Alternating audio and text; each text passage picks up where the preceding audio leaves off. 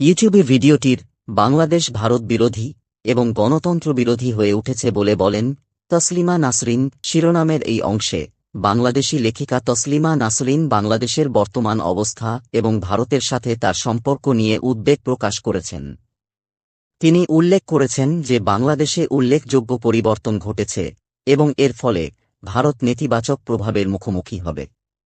নাসরিন আরও বলেন, তিনি বাংলাদেশে যে হুমকির সম্মুখীন হয়েছিলেন এবং নিরাপত্তার কারণে যুক্তরাষ্ট্রে চলে আসতে বাধ্য হয়েছেন।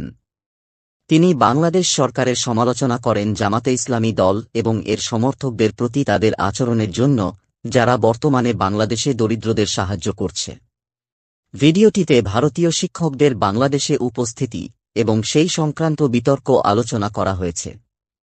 এছাড়া বলা হয়েছে যে যুক্তরাষ্ট্র বাংলাদেশকে উল্লেখযোগ্য তহবিল সরবরাহ করেছে এবং ডোনাল্ড লু, বাংলাদেশে যুক্তরাষ্ট্রের রাষ্ট্রদূত, দেশের সরকার পরিবর্তনে ভূমিকা রেখেছেন।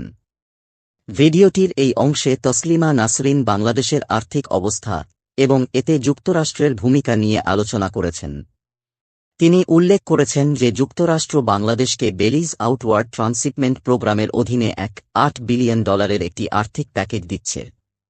তবে এই অর্থ নগদ আকারে নয়, বরং কেবল যুক্তরাষ্ট্রের কোম্পানিগুলির জন্য বরাদ্দ করা হবে। বাংলাদেশ বিদ্যুৎ প্রকল্প এবং অন্যান্য ঋণের আকারে সাহায্য পাবে।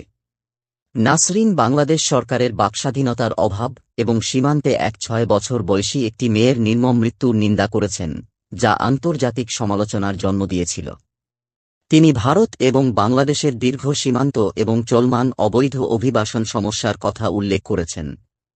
আলাপচারিতাটি পরে বাংলাদেশে যুক্তরাষ্ট্রের সামরিক ঘাঁটি এবং তা ঘিরে চলমান বিতর্কের দিকে মোড় নেয়। নাসরিন যুক্তরাষ্ট্র এবং বাংলাদেশের সম্পর্কের ইতিহাস এবং যুক্তরাষ্ট্রের সামরিক উপস্থিতির বিরুদ্ধে চলমান ছাত্র আন্দোলনের কথাও উল্লেখ করেছেন। তিনি উপসংহারে বলেছেন যে যুক্তরাষ্ট্রকে তাদের উদ্দেশ্য সম্পর্কে স্বচ্ছ হওয়া উচিত এবং জনগণের জানার অধিকার আছে।